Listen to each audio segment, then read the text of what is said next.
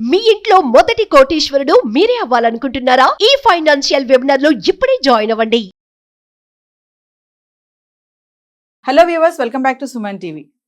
మగవాళ్ళ యొక్క స్ట్రగుల్స్ ఏంటి అంటే అందరి గురించి కాదండి, కొంతమంది మగవాళ్ళలో ఆనిముత్యాలు కూడా ఉంటూనే ఉంటారు. ఫ్యామిలీ కోసం స్ట్రగుల్ చేస్తూ ఉంటారు. అయినా సరే వాళ్ళకి కావలసినంత ఇజ్జత్ అంటారు కదా, అది దొరకటం లేదు. సో ఈరోజు ఒక్కసారి మగవాళ్ళ గురించి మాట్లాడుకుందాం. ఏంటంటే వాళ్ళు జెంట్సే కదా, అన్ని దులిపేసుకుంటారు. వాళ్ళకి ఎమోషన్స్ ఉండవు, వాళ్ళకి బాధలు ఉండవు. మోసాలు చేసేది వాళ్ళే, వదిలేసి వెళ్ళిపోయేది వాళ్ళే, ఇబ్బంది పెట్టేది వాళ్ళే అని అస్తమాటు అంటూ ఉంటాం కదా మనము. అసలు ఏంటి వాళ్ళ యొక్క స్ట్రగుల్స్ ఏంటి, వాళ్ళ యొక్క ప్రెషర్స్ ఏంటి, ఈరోజు మాట్లాడడానికి మనతో పాటు ఉన్నారు family counsellor, public speaker Rajani Rama garu. మేడంతో మాట్లాడదాం. నమస్తే మ్యామ్. నమస్తే నవీన. మ్యామ్, నేను చెప్పినట్టుగా మగవాళ్ళ స్ట్రగుల్స్ ఒక్కసారి మాట్లాడుకుందాం. ఎప్పుడు ఆడవాళ్ళ గురించే చేస్తూ ఉంటారు వీడియోలు అనే కొన్ని కామెంట్స్ వస్తున్నాయి మనకి. మరి మగవాళ్ళకి ఏమి కష్టాలు రావా, మగవాళ్ళకి ఏమి బాధలు ఉండవా, వాళ్ళకి ఏమి ఆలోచనలు ఇబ్బందులు ఉండవా అని కొంతమంది అడుగుతున్నారు.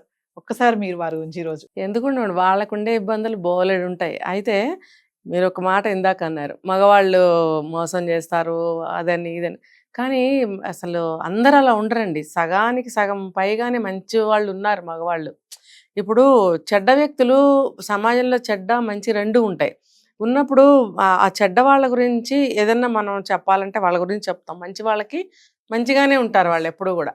ఈ ఈ మోసం అనేది, అన్యాయం అనేది, అబద్ధాలు అనేవి ఇలాంటివి కొంతమంది చేస్తారు. ఇప్పుడు ఎట్లా ఉంటుందంటే మనం ఏది చెప్పినా వాళ్ళు ఇద్దరు రిసీవ్ చేసుకుని మమ్మల్నే ఏదో అనేసారు, మమ్మల్నే టార్గెట్ చేశారు అనుకోవటం అనేది తప్పు. ఇప్పుడు ఎవరైతే చెడ్డ పని చేస్తారో వాళ్ళకే అప్లికబుల్ అది, అంతే కదా. ఇప్పుడు మగవాళ్ళందరూ కూడా మోసగాళ్ళు కాదండి. నన్ను అడిగితే అసలు 70-60% మంచి వాళ్ళే ఉన్నారు. ఎక్కడో అటువంటి మెంటాలిటీ గల వాళ్ళు ఉన్నారు కొంతమంది, అంతే తప్ప అందరినీ మనం ఒక గాటకి కట్టేయలేము. అయితే ఇప్పుడు మీరు అడిగిన ప్రశ్నకి మగవాళ్ళు రెస్పాన్సిబుల్గా ఉన్న మగవాళ్ళు మీరు చెప్పిన బాధలన్నీ ఫీలింగ్స్ అన్ని పడుతూ ఉంటారు వాళ్ళు, అంతే కదా. చాలా మంది అంటారు కదా మేడం, మగవాడు రా, వాడికి ఏంటి పట్టించుకోలే అంటారు. నిజమే అంటారు అది. అంటే ఆ పర్సన్ ఎంత లోపల కుమిలిపోతాడు అంటే దానికి ఒక సమాధానం ఉండదు, దానికి ఒక రెమెడీ ఉండదు, దానికి ఒక రియాక్షన్ ఇవ్వలేడు. ఏంటంటే మగవాణ్ణి కాబట్టి అన్నీ అదుముకోవాలి లోపల. నేను అంటే చిన్నప్పటి నుంచి అంటారు, మగాడు ఏడుస్తావేంటరా, మగపిల్లాడు ఏడవకూడదు అది ఇది అని అంటారు. ఎందుకు, అతను మనిషే కదా. బాధ వచ్చినప్పుడు ఏడిస్తే మగవాళ్ళు ఏడవకూడదు, ఆడపిల్ల అంటారు అని అలా అలవాటు చేస్తారు. కాబట్టి అది దుఃఖం వచ్చినా ఇంకోటి వచ్చినా వాళ్ళు ఆపుకునే ప్రయత్నం చేస్తూ ఉంటారనమాట. అది పెద్ద అయిన తర్వాత అలవాటు అయిపోయి ఇంకేడవకూడదు, ఇంకా వాళ్ళు ఏడవకూడదు, ఏదైనా బాధ వచ్చినా చెప్పుకోకూడదు అనే అభిప్రాయానికి కూడా వచ్చేస్తారు. ఇది ఎక్కడా లేదుగా. నీకు బాధ వస్తే మగవాడు బయటికి చెప్పుకోకూడదు అనేది ఎక్కడా లేదు నాకు తెలిసినంత వరకు. మరి బాధ వచ్చినప్పుడు చెప్పుకోవచ్చు, కానీ ఇది కూడా ఇందులో కలిపేసి దుఃఖం వచ్చినా బాధ వచ్చినా పైకి చెప్పరు, అలాగే ఉంచేసుకుంటారు లోపల. ఉంచేసుకోవడం తనకి తాను గిరిగీసుకోవడం అనమాట. అది ఇప్పటికైనా మించిపోయింది లేదు. ఈ మగవాళ్ళు ఎవరైనా సరే బాధ వస్తే చెప్పుకోవాలి, పంచుకోవాలి, అది ఎక్స్ప్రెస్ చేయగలగాలి. ఎందుకు ఆపుకోవాలి, దానికేమి రిస్ట్రిక్షన్స్ లేవు కదా. అంటే ఏడిస్తే అందంగా ఉండదు కాబట్టి ఏడవకూడదు అని అంటారే కానీ బాధ దుఃఖం వచ్చినప్పుడు ఎందుకు ఏడవకూడదండి, ఏడవచ్చు. మన కుటుంబ సభ్యుల మధ్యనే కదా, తప్పేమీ లేదు. ఇది ఆడవాళ్ళకే పరిమితం, మనం అలా కాదు అనేది ఏమీ లేదు. ఇప్పుడు కొత్తగా అలవాటు చేసుకోలేరేమో బహుశా ఈ మాట విని, కానీ అదేమీ తప్పేమీ లేదు. అయితే ఇంకొకటి మీరు అడిగారు, ఏదైనా సరే ఇంట్లో బాధ్యతని కానీ, ఒక సంపాదనే కానీ, బయట పరువు ప్రతిష్టలే కానీ, బయటకెళ్ళి చేసుకొచ్చే ఏదైనా ఉద్యోగమే కానీ, నలుగురు మనుషులతో కలవాలి. ఒక వ్యవహారం కానీ, ఒక వ్యాపారం కానీ, ఒక ఉద్యోగం కానీ, ఏదైనా సరే బయటకు వెళ్తే నలుగురు మనుషులతో మాట్లాడటము, అక్కడ ఎన్నో ఎదుర్కొనే సందర్భాలు ఉంటాయి. ఒక ఆఫీస్లో బాస్ అనేవాడు ఎంత పెద్ద ఆఫీసర్ అయినా అతనికి పైన ఇంకొక బాస్ అనేవాళ్ళు ఉంటారు. ఇప్పుడు అక్కడి నుంచి వస్తూ ఉంటాయి ఏదో ఒకటి. చూడండి, ఏ డిపార్ట్మెంట్ అయినా ఎంత వర్క్ చేసినా ఇంకా ఏదో సరిగ్గా చేయలేదు. ఫర్ ఎగ్జాంపుల్ ఒక ప్రమోషన్ రాలేదని అనుకోండి, రాకపోతే ఇదిగో ఇదే రీజను, నువ్వు సరిగ్గా వర్క్ చేయలేదు, సరిగ్గా సబ్మిట్ చేయలేదు, సరిగ్గా నీకు కోవర్కర్స్తో సరైన కోఆర్డినేషన్ కానీ కోఆపరేషన్ కానీ లేదు, కలిసి వర్క్ చేయటం కుదరదు నీకు, సో ఈ వర్క్ చేయడంలో ఫెయిల్ అయ్యావు, టైంకి సబ్మిట్ చేయడానికి నీకు కుదరలేదు, ఇలా ఏవో వంకలు పెట్టి ప్రమోషన్స్ ఇవ్వరు అనమాట.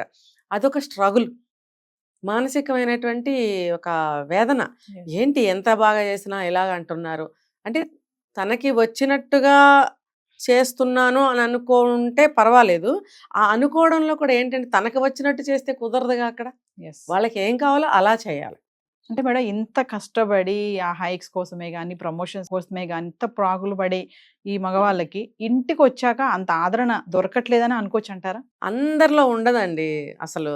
ఇది ఎక్కడో కొంతమందిలో అవగాహన లేనోళ్ళు ఇంకోటేంటంటే కోపం వచ్చినప్పుడు అనే మాటలవి. ఇప్పుడు భార్య ఇంట్లోనే ఉండి భర్త ఉద్యోగం చేసుకుంటున్నారనుకోండి. అంటే ఇప్పుడైతే అందరూ జాబులు చేస్తున్నారు Yes. 90%. ఆ మధ్య కాలం వరకు సింగిల్ పర్సన్ జాబ్ చేసే ఇళ్ళు ఎక్కువుండేవి కదా! అలాంటప్పుడు వైఫ్ ఇంట్లో ఉంటుంది, పిల్లల్ని చూసుకుంటుంది. ఆవిడకి ఏదైనా ఒక అవస్థ వచ్చింది, ఒక అవసరం పడింది, ఎక్కడికైనా ఎళ్ళాలి, లేకపోతే ఇంట్లో పిల్లలతో ఏదో ఇబ్బంది పడుతుంది, బంధువులతో ఏదైనా ఇబ్బంది పడుతుంది, లేదా సడెన్‌గా పక్కన ఏదైనా గొడవ అయింది. ఆ సమయానికి అతను ఇంట్లో లేకపోయేటప్పటికి ఆమె ఫ్రస్ట్రేషన్ ఫీల్ అవుతుంది.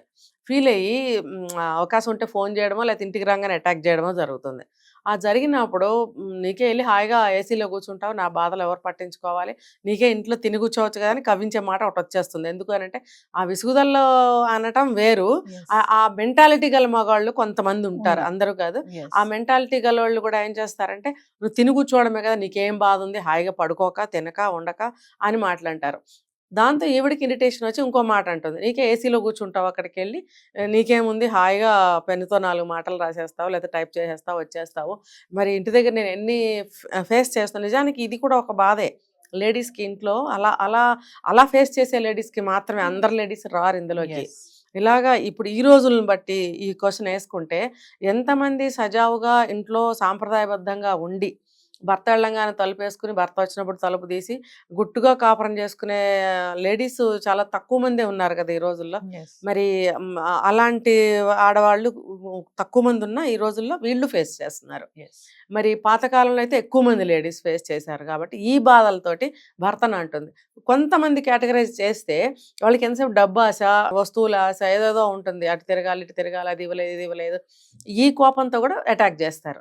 Yes. నీకే హాయిగా అక్కడికి వెళ్ళి కూర్చుంటావు, నువ్వు సంపాదించేదానికి ఏమొస్తుంది, వాళ్ళ ఇంటికి వెళ్ళాను, వాళ్ళు అది కొన్నారు ఇది కొన్నారు, మరి నేను ఎప్పటి నుంచి అడుగుతున్నాను, నువ్వు నాకు అరేంజ్ చేయలేదు అని ఆ ఫ్రస్ట్రేషన్లో మాట్లాడతారు. ఇప్పుడు అతను విసిగిపోయి ఇంటికి వస్తాడు కదా, రెచ్చిపోతారు, పెద్ద గొడవ అయిపోతుంది. Yes. పక్కన పిల్లలు ఉంటే వాళ్ళు తెల్లబోయి ఆశ్చర్యపోయి ఇలా చూస్తూ ఉంటారు. ఇక వాళ్ళకి ప్రింట్ అయిపోతూ ఉంటాయి మనసులో అన్నమాట. అలా పిల్లల ముందు కూడా మన వాదన ఆడుకోకూడదు, అది వేరే టాపిక్. ఇప్పుడు వీళ్ళిద్దరూ ఇలా అనటం వల్ల ఒక మగవాడు అలా జెన్యూన్‌గా ఏమంటారంటే సహజంగా బాధలు పడే ఒక మగ వ్యక్తి ఉన్నారనుకోండి. అతను నిజంగానే ఆఫీస్‌లో ఇబ్బందులు పడుతున్నారు. డబ్బు ఫైనాన్షియల్‌గా అంత పెద్ద జాబు, అంత పెద్ద సాలరీ కాకపోవచ్చు. ఏదో జాగ్రత్తగా ఫ్యామిలీ నడుపుకోవాలి, Yes. ఇంటి బాధ్యతలన్నీ నేనే చూసుకోవాలి, ఇది లేకపోతే పిల్లలు బాధపడతారు, భార్యకి ఇబ్బంది అవుతుంది, ఇంటి ఖర్చులకి ఇబ్బంది అని ఒక బాధ్యతాయుతమైనటువంటి మనస్తత్వం గల ఒక భర్త ఎవరైతే ఉంటారో ఆ భర్తలు నిజంగా బాధపడతారండి. ఆ భార్యలు అలా మాట్లాడకూడదు. Yes. చూసారా, నేను డీటెయిల్డ్‌గా చెప్తున్నాను. ఇది అందరికి వర్తించదు. గుర్తించదు. ఇది ఇది ఎవరికి వర్తిస్తుందో వాళ్ళకే వర్తిస్తుంది. Yes. మిగతా వాళ్ళకి ఇది కాదు కదా! ఒకవేళ అలాంటి మనస్తత్వం ఎవరికన్నా ఉంటే బయట పడకపోతే బయట పడకండి, జాగ్రత్తగా ఉండండి. అంటే నిజంగా మగవాళ్ళ మనస్తత్వం మేడం దులుపుకొని వెళ్ళిపోవడము, వాళ్ళకి ఎమోషన్స్ ఇవి ఏమి ఉండవంటారా నిజంగా? లేకపోతే అన్ని అణిచిపెట్టేసుకుంటారా? ఇంకంటే ఈ ఫ్యామిలీ కోసమే గానీ, ఇంకా ఆఫీస్ ఒక కోసమే పాక్షికంగా ఆడవాళ్ళు ఇలాగే అంటారులే అని చెప్పి, "ఏ నోరు మూసుకో, ఇంతే ఉంది గడుపుకో" అని చెప్పి ఆవిడకి దులిపేసి ఈయన దులిపేసుకొని వెళ్ళిపోతాడు. అట్లాంటి కాపురాలు సజావుగానే వెళ్తాయండి. హ్మ్. ఆయన నిలబడి పట్టించుకొని ఆవిడ అన్నదానికి ఇంకొక 2 అంటేనే వేరే విధంగా అయిపోతుంది అక్కడ. Yes. కానీ మీరు అన్నది కరెక్ట్. అసలు ఏంటి ఉన్నది ఇది, సరిగ్గా గడిపితే గడుపు, లేకపోతే లేదు, నేను ఇంతకన్నా ఏం తేలేను అని దులుపుకొని వెళ్ళిపోయాడు అనుకోండి, అక్కడికి ఆవిడకి కూడా అర్థమైపోతుంది ఈయనతో ఎంత పోట్లాడినా ఇంతకంటే రాదని. ఆవిడ కూడా అర్థం చేసుకుని దానికి అడ్జస్ట్ అయిపోతుంది ఆవిడ కూడా. Yes. అప్పుడు ఏం గొడవలు వస్తాయండి, ఏమి రావు. Yeah. అయితే కోరికలు గుర్రాలైతే తప్ప మనం చెప్పలేము. అటువంటి పరిస్థితిలో సర్దుకుపోవాల్సిన పరిస్థితి ఎంత, భర్త ఎంత తెస్తే అంతే సర్దుకోవాలి కదండి. Yes. పెళ్ళప్పుడు చెప్తారు, ఈ ఉద్యోగం లవ్ అయినా అరేంజ్డ్ అయినా నా ఉద్యోగం ఇది, నా జీతం ఇది, అంతకంటే ఎక్కడి నుంచి కన్నాలేసి దొంగతనాలు చేసి ఏదో రాబరీస్ చేస్తే తేలేం కదా అనేది వాళ్ళకి అండర్స్టూడ్. కాబట్టి నా భర్త సంపాదన ఇంతే, ఇటువంటి ఉద్యోగము, దీనికి ఇంతే శాలరీ వస్తుంది, ఆమె కూడా దానికి బాండ్ అయిపోయి ఉండాలి, ఉంటుంది కూడా. Yes. ఉన్నప్పుడు ఎటువంటి గొడవలు రావు. మధ్యలో కోరికలు ఎక్కువైనాయి అనుకోండి, వాళ్ళని చూసి వీళ్ళని చూసి మరి గొడవలు తప్పవు. అలాంటప్పుడు భర్త ఏం చేయాలి, దులుపుకునే వెళ్ళాలి. ఆయన దులుపుకుని వెళ్తే ఈవిడికి కూడా దులుపుకున్నట్టే అవుతుంది. నువ్వు అటు నేను ఇటు రేపటి నుంచి మామూలుగానే సంసారం మామూలుగానే సాగుతుంది. అంతేగా ఆయన అక్కడ నిలబడి ఇంకో 2 మాటలు అన్నాడు అనుకోండి, గొడవలే వస్తాయి. ఇంకా వేరే విధంగా చెప్పాలంటే ఉన్న దాంట్లో సర్దుకోవాలి. అప్పులకి వెళ్తే ఆ అప్పులు మళ్ళీ ఈయన ఇంకో అప్పు చేసి ఆ అప్పు తీర్చాలా, అది ఇంకా బర్డెన్ కదా. అయితే దులుపుకుని వెళ్ళిపోవడం అంటే అందరు రిసీవ్ చేసుకోలేరు మళ్ళీ లేడీస్. అది ఇక్కడ మళ్ళీ ఇంకొకటి, అతను దులుపుకుని వెళ్ళిపోయినంత మాత్రాన ఈవిడ దులిపేసుకుని ఈవిడ కూడా ఆయన ఇంతేలే అనుకుని దులిపేసుకుని తన పని చేసుకుంటే మేలు. లేదనుకోండి, నేను ఇంత వర్రీ అయ్యి చుట్టుపక్కల అందరి మధ్యలో నేను ఇంత ఇన్సల్ట్ ఫీల్ అవుతున్నాను ఇది లేక. ఇది అంటే పర్టికులర్ వస్తువు ఏదైతే ఆవిడ అక్కడ చూసొచ్చి కావాలని అన్నదో అది అవ్వలేదు కాబట్టి భర్త ఇలా దులిపేసి వెళ్ళిపోతున్నాడు అని రేపు నేను నాకు ఇట్లా నలుగురిలో అనే ఒక ఫీలింగ్ ఉంటుంది ఆవిడకి. ఉన్నప్పుడు ఆవిడ ఇంకొంచెం ఎక్కువ బాధపడటము, దాన్ని మనసుకు తీసుకుని కొంచెం గొడవ చేసుకోవడము అలాంటివి జరుగుతాయి. అందుకని అవతల వాళ్ళ మెంటాలిటీని బట్టి వీళ్ళు కూడా కొంచెము అట్లా దులిపేసుకున్నట్టుగా కాకుండా కొంచెం సరి చేసి చెప్పాలి. అయితే మీరన్న పాయింట్ ఏంటంటే ఎవరేమన్నా అవమానాలు చేసినా దులిపేసుకుని వెళ్ళిపోవడం అని మీరు అన్నారు కదా, అది దానికి సమాధానం ఇది. అందరూ దులుపుకుని వెళ్ళరండి. దులుపుకుని వెళ్ళే వాళ్ళు చాలా తక్కువ శాతం ఉంటారు. ఎవరండి ఎవరన్నా అంటే ఊరుకుని వెళ్ళిపోయే వాళ్ళు ఎంతమంది ఉంటారు చెప్పండి. కానీ ఫ్యామిలీ పరంగా అయితే కొన్ని కొన్ని పట్టించుకోకుండా ఉండటం అనేది మంచిది. అందుకని నేను ఇదంతా చెప్పాను. దులుపుకుని వెళ్ళిపోతాము మేము అని అంటున్నారు కదా మగవాళ్ళు, ఓకే దులుపుకునే వెళ్తారు, కానీ రిఫ్రిగేషన్స్ కూడా వాళ్ళు ఫేస్ చేయాల్సి వస్తుంది. అందుకని దులుపుకుని వెళ్ళిపోతారు, ఓకే నేను కూడా ఒప్పుకుంటా, కానీ దులుపుకుని వెళ్ళిపోకుండా కాస్త శాంతపరిస్తే కూడా సంసారాలు బాగుంటాయి. అయితే మీరు అడిగిన టాపిక్ మళ్ళీ వెనక్కి వస్తున్నాను. పాపం అన్ని బాధలు పడతారు మగవాళ్ళు, దులుపుకుని వెళ్ళిపోతారు, బయట ఎవరన్నా ఏమన్నా అన్నా భరించుకొని అక్కడ కూడా మరి ప్రతి చోట గొడవ పెట్టుకోవాలి. ఇప్పుడు ట్రాఫిక్లో అడ్డం వస్తాడు, మరి వాడిని ఏమన్నా అన్నామంటే మనం మన లోపల నుంచి మనం మాట్లాడినా కారు లోపల నుంచి కానీ బస్సు లోపల నుంచి కానీ వినపడకపోయినా లిప్ మూమెంట్ అనేది వాడికి అర్థం అవుతుంది, నిలబడి తగాదాడతాడు. కాబట్టి అక్కడ దులుపుకుని వెళ్ళిపోవాలి. పై ఆఫీసర్ ఏదైనా అన్నాడు అనుకోండి, ఆయన దగ్గర మనం తిరగబడి మాట్లాడలేము, దులుపుకునే వెళ్ళిపోవాలి. మరి అలా దులుపుకుని వెళ్ళకపోతే పాపం వాళ్ళకి సమస్యలే. కానీ మనసు నిండా వ్యాకులత, ఏంటి ఇలా ఎలాంటి జీవితం జీవిస్తున్నాను నేను, ప్రతి వర్డ్తో పడటమే అని బాధ కలుగుతుంది వాళ్ళకి.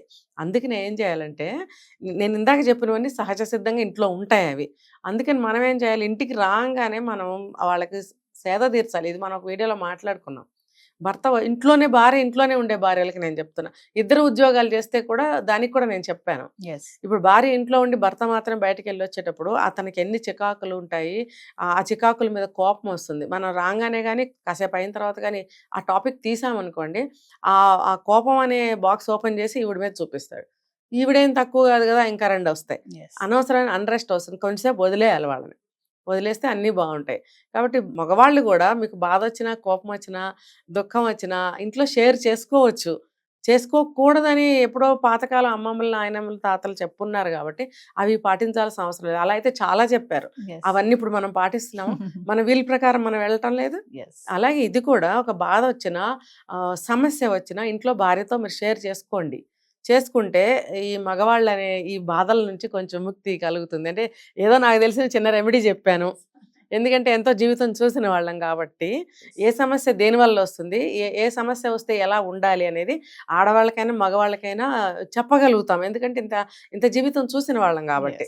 మీకు తెలుసా, మీరు చూసారా అని అనుకోవద్దు ఎవరో కూడా. ఇప్పుడు నేనున్నాను, నా తమ్ముడిదే చూడొచ్చు, నా అన్నదే చూడొచ్చు, లేదా నా భర్తదే చూడొచ్చు. ఇది నా అనుభవం కాదా? అయినప్పుడు ఇంకొక మగ వ్యక్తికి నేను చెప్పగలుగుతాను కదా, అదనమాట. నేను చూసున్నాను కాబట్టి చెప్తున్నా.